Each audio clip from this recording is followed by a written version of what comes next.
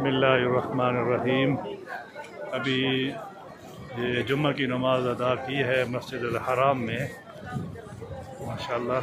ये जुम्मे से बाहर निकले हैं तो ये आंधी आ गई है बहुत सख्त। अल्लाह ताला रहम फरमाए। हमारे गुनाह हैं, ये टावर भी नज़र नहीं आ रहा, आप देख रहे हैं, और इतना सख्त धुंधला मौसम हो गया है, रेत ही रेत, मट्टी ही मट्टी हरम।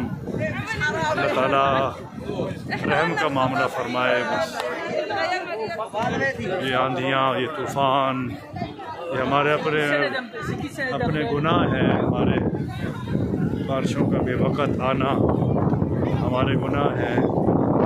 अल्लाह ताला रहम फरमाए और इस घर की और बैतुल्लाह की, अपने घर की अल्लाह हिफाजत फरमाए। ये देखें क्या हालात हैं।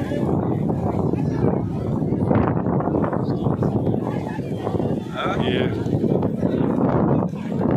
बहुत सख्त हवा चल पड़ी है।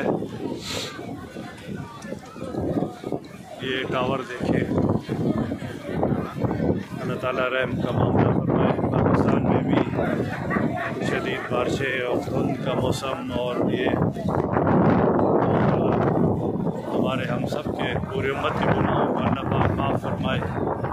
ज़्यादा से ज़्यादा तौबा करें, इस्तिग़फ़ार करें, अल्लाह से माफ़ी मांगे। हमारे गुनाह ज़्यादा हैं,